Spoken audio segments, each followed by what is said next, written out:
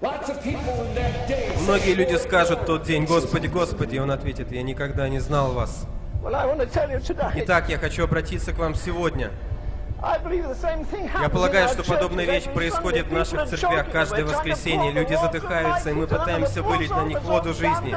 И бедные души настолько прокляты и погибшие, что они не могут взять это. Они слушают одного и того же проповедника год за годом, говорящего одни и те же вещи, одним и тем же способом. И он не пролил ни одной слезы с тех пор, как покинул утробу матери. Он пошел в семинарию и получил большую голову и сморщенную душу. Нет никакой надежды. Это поколение заполнит ад намного быстрее, чем какое-либо другое поколение. Мы так развращены, если только Бог по своей милости не наполнит нас.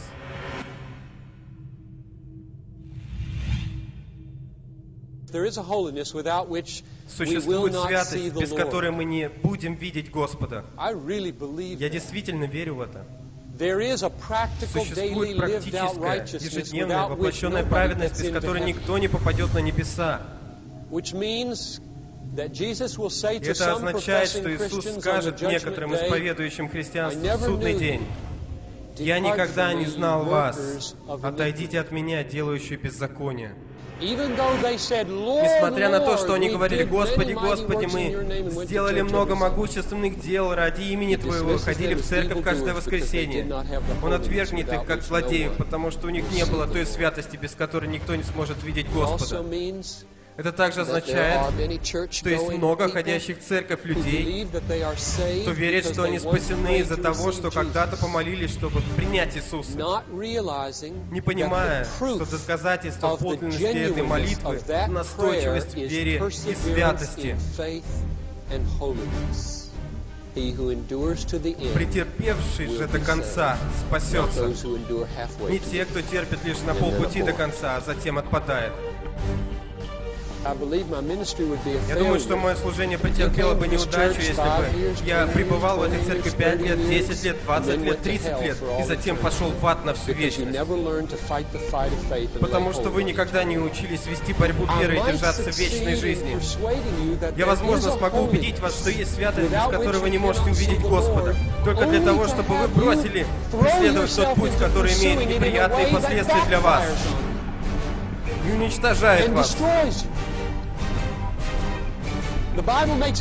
Библия очень ясно дает понять, что есть стремление к такой праведности, которая ведет в ад.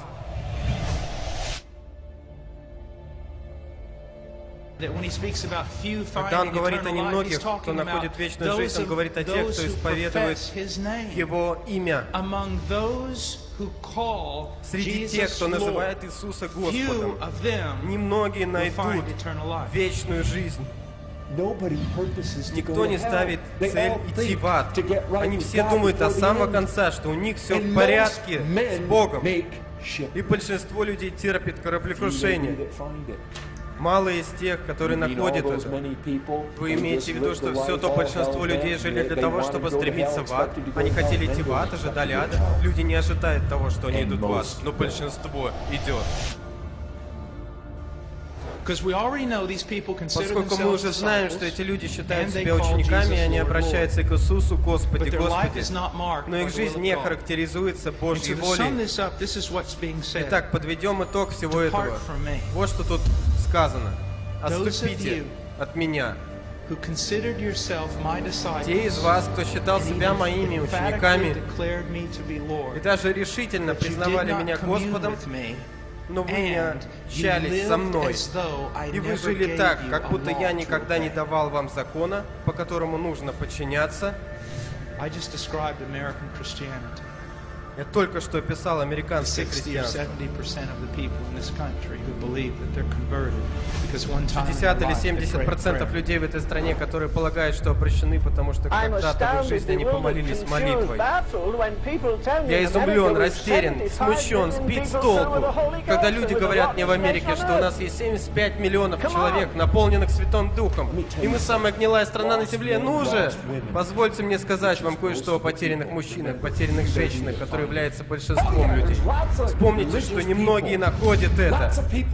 О да, есть много религиозных людей, много людей думают, что они идут в небеса. Много людей в тот день скажут: Господи, Господи, Он ответит: я никогда не знал вас.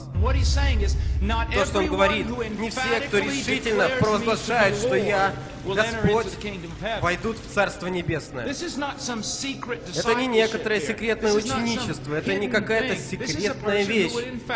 Это человек, который решительно сказал бы: да, я христианин.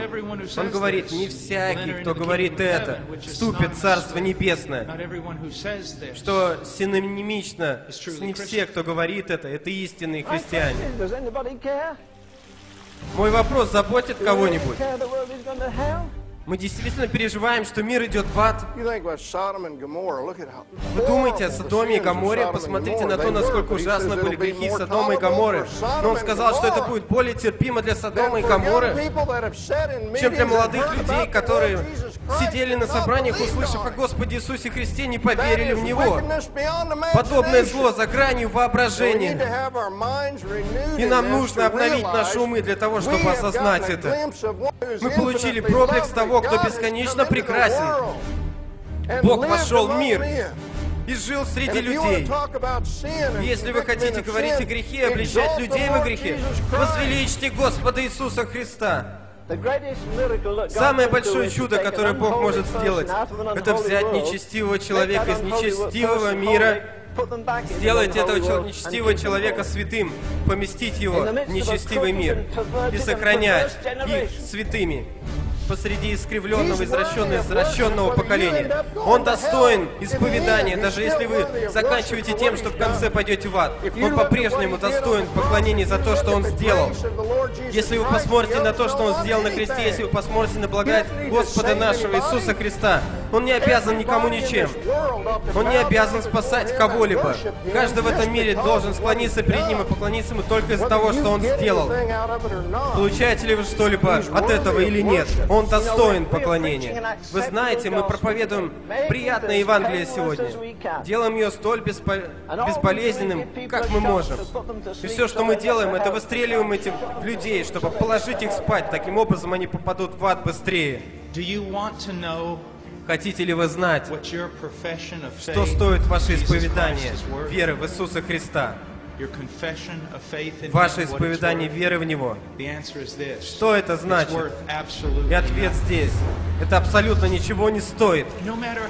Независимо от того, как решительно кто-то объявляет, что они сами христиане, это не то испытание, по которому можно проверить христианство на истинность.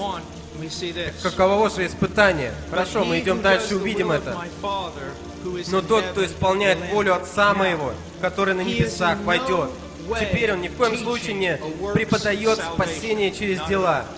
Нисколько. Он не учит, что люди вступают в Царство Небесное своей способностью выполнить желание Бога. Это не то, чему Он учит.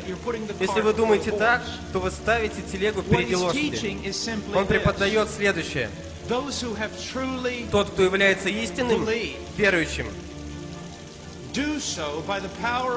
делает это силой Святого Духа, с помощью которого они были возрождены и сделаны новыми творениями посредством этой удивительной работы спасения и продолжающейся работы Святого Духа в их жизни. Их жизнь и образ жизни изменились.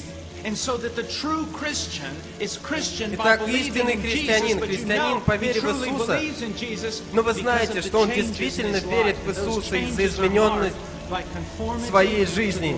И эти изменения отмечены соответствием воли Божьей. Я считаю, что мы собираемся в самые темные дни, которые человечество когда-либо знало. Настолько темные, что они заставят темные века Средневековья быть похожими на полдень.